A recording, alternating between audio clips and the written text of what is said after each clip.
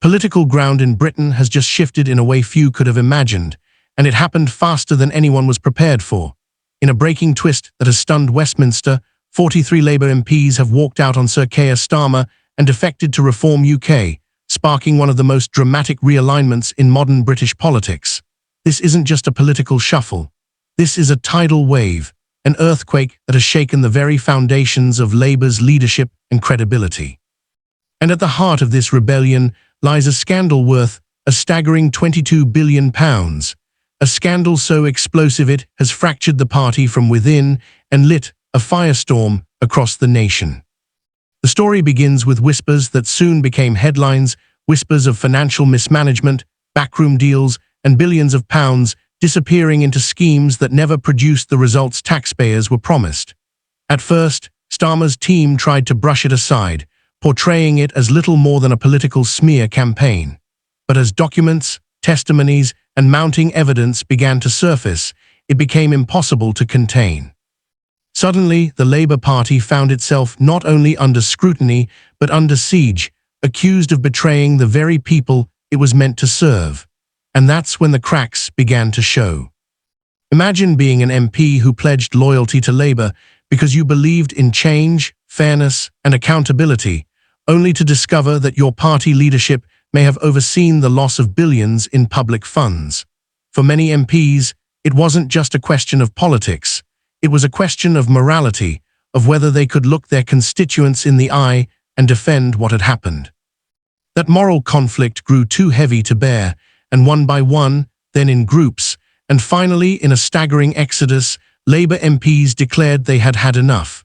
They would no longer defend the indefensible. They would no longer tie their future to Keir Starmer's sinking ship. And so the defections began.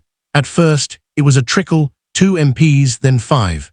Commentators dismissed it as frustration from backbenchers who had never been close to the leadership anyway. But when respected names from Labour's middle ranks, MPs with real influence and credibility, started announcing their departure, the alarm bells went off across Westminster. Then came the final blow, an announcement that 43 Labour MPs, in one coordinated move, were leaving en masse and joining Reform UK. The Chamber of Parliament erupted. Journalists scrambled. Reform UK's press office was flooded with calls.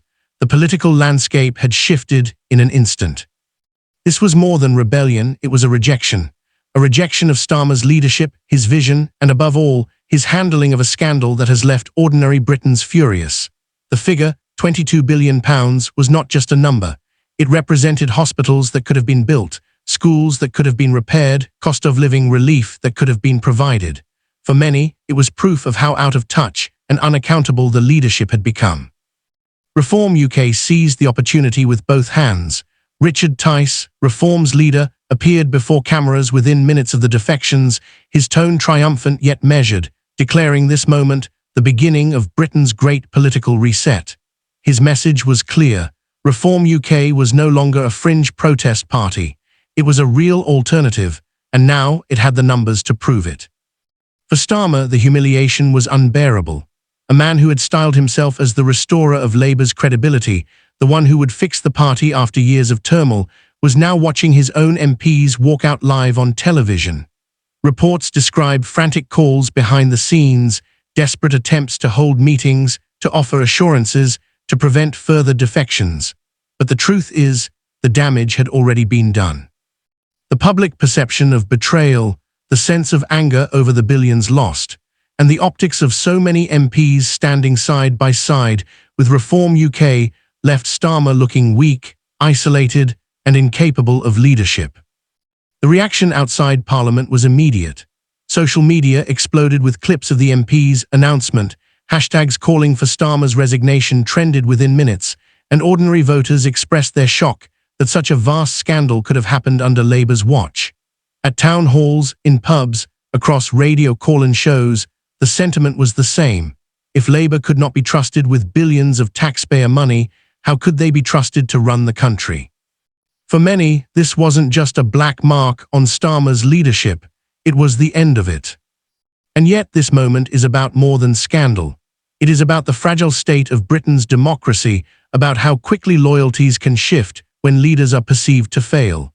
Reform UK, once dismissed as a protest movement, has now been thrust into the heart of the national conversation. With 43 new MPs swelling its ranks, it has gone from the sidelines to the centre stage. Suddenly, debates that were once hypothetical about Reform UK challenging for power, about whether it could fracture Labour's base, are no longer hypothetical at all. They are real, unfolding before our very eyes. The symbolism of this mass defection cannot be overstated. It is not just a crack in Labour's armour. It is a wound, a visible scar that tells voters that even Labour's own MPs do not believe in Keir Starmer's leadership anymore. And for Starmer, the question is no longer whether he can survive this scandal. The question is how long it will be before his own party demands he step down.